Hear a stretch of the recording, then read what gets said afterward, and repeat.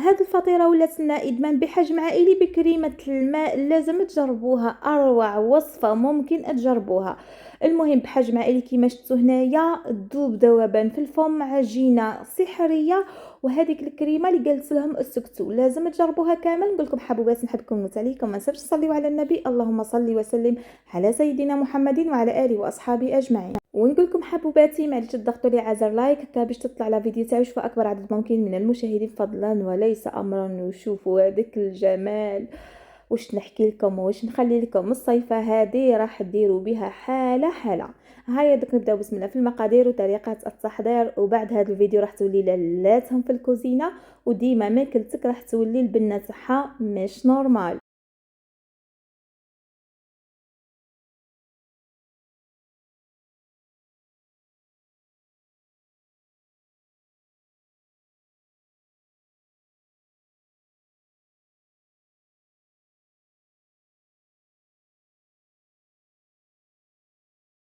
وهيا دوكا نبداو بسم الله في المقادير وطريقه التحضير.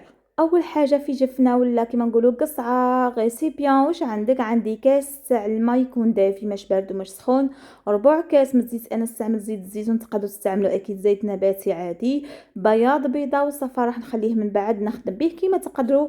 البيضه هذه ولا العظمه تحكموا تخبطوها بالفرشيطه ولا ضربوها كيما نقولوا حنا بالفرشيطه، نص تحطيه هنايا ونص تدهني به من بعد. هنايا عندي زوز مغارف صغار كذلك من هذاك حليب بودرة ولا اللحظة اللي نقول لكم اختيارية، تقدروا تعوضوا العجينة هذه بالحليب وما تستعملوش خلاص هذا حليب بودرة، لكن حليب بودرة على بالي يبدلها واحد الخفة رائعة. عندي زوج مغارف صغار ممسوحين من خميرة الخبز، عندي 4 مغارف صغار من السكر العادي، ملعقة صغيرة كذلك من الملح. نخلط هاد المقادير كامل مع بعضها، من بعد نضيف باقي المكونات. هنايا بالنسبه للفرينه درت 3 كيسان تاع الفرينه، والكاس الرابع حطيته قدامي راح نضيف غير بشويه. اكيد الكميه تاع الفرينه جامي نتقيدوا بها لانه كاينه فرينه تشرب وفرينه ما تشربش. عندي 5 غرامات هنايا من خميره الحلويات بما يعادل نصف كيس. نبدا نلم في العجينه تاعي حتى نتحصل العجينه طريه، ندلكها من دقيقه ولا زوز فقط ونحطها تخمر حوالي 15 20 دقيقه، ولا حتى تخليها مثلا قداه ساعه ولا ليله كامله في الثلاجه. يعني هادو المخبوزات ثاني في الصيف خاصة تقدري تحتفظي بهم في الثلاجة. المهم هذه العجينة غيركم سجلوها عندكم، انايا هاد العجينة يعني فريمون تعجبني بزاف بزاف نحب نخدم بها. هاي ليكم شوفوا انا الكاس الرابع ديت منه غير ربع كاس اخر، شوفوا العجينة كيفاش باهية الله الله عليها. نغطيها بعد ما ندير لها شويه تاع الزيت القليل فقط ونحطها تخمر. من جهه اخرى راح نخدم هاد الكريمه هذه بالماء تجي تحفه في البنه. واش نقول لكم عليها؟ هنايا واش عندي كاس تاع الحليب، عندي كاس تاع الماء. الماء هنايا لازم يكون بارد ولا على الاقل من الحنفيه، على الاقل من الحنفيه قصدي مش بارد من الثلاجه.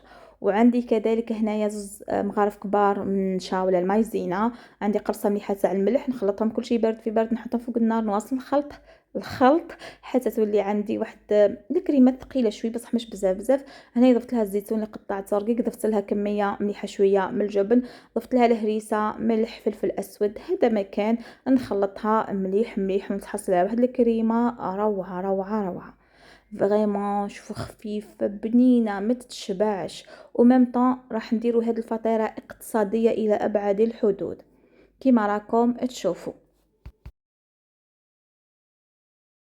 وهاي ليكم العجينه تاعي بعد ما خمرت نجي نقسمها على 2 لانه انا راح ندير هذه الفطيره بحجم عائلي يعني كبيره بزاف. كيما تقدروا ديروها يعني فطيره تكون صغيره شوي تقسموها على 4.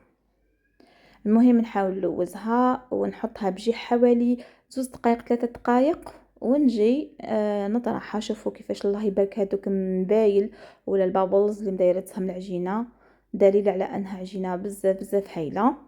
دونك ندير هنايا شويه تاع الفرينه ونبدا نطرح فيها غير بشويه، نعطيها الشكل المستطيل. العجينه هذه من الاحسن ترقوها.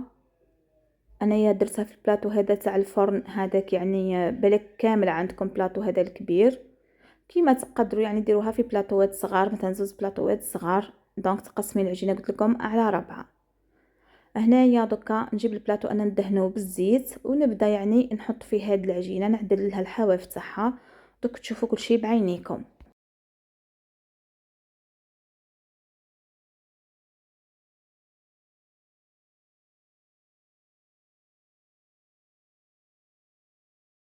نعدلها نبيكيها بالفرشيطه وندير لها هذيك الكريمه، نحاول نوزعها عليها الكريمه.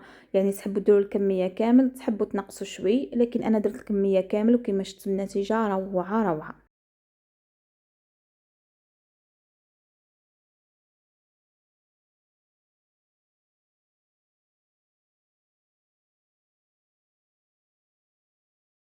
نجيب هذيك الكريمه قلت لكم نيطاليها ولا نوزعها. هنايا لكم الاختيار، تحبوا تضيفوا الطون، تحبوا تضيفوا الدجاج، يعني اللي تكونوا مثلا تبلتوه وقليتوه في شويه تاع الزبده وتقطعوه رقيق. تقدروا تضيفوا عفوا لا فيونداشي. المهم هنايا لكم الاختيار، تحبوا ديرها شكشوكه شويه من الفوق ولا تخليوها هكذاك راح تجيكم روعه. على بالي بزاف كاين هنايا دوك يتفرجوا لا فيديو مسكينه ما عندهاش الطون، ما عندهاش الجبن هذا مثلا، ما عندهاش حوايج بزاف، ما عندهاش الدجاج، وحابه دير حاجه مليحه، دير هاد الكريمه برك وتسني بخير. المهم انايا عندي برك هذاك الجبن تاع سلايسز هذاك، ما عنديش الجبن المبشور اليوم.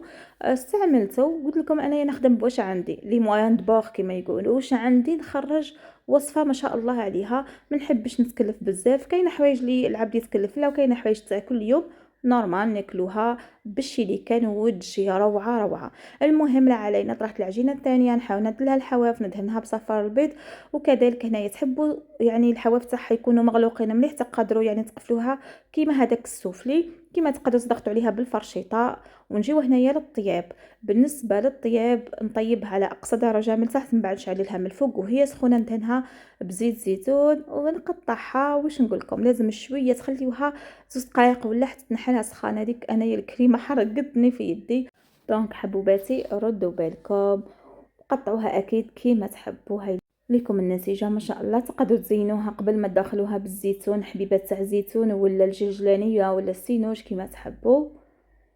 واش نقول لكم، هاد الوصفه صفقرديوها ولا احتفظوا بها عندكم، جربوها اليوم قبل غدوه، واكيد بارطاجوها مع كل عزيز وغالي عليكم. بعتيها لاختك، لصاحبتك، لحبيبتك، لجارتك، لكل وحده يعني هكا تعزيها، بعتي لها الوصفه هذه حتى هي تفرح وليداتها. وانا واعوذ بالله من كلمه انا نحب نفرح نساء كامل.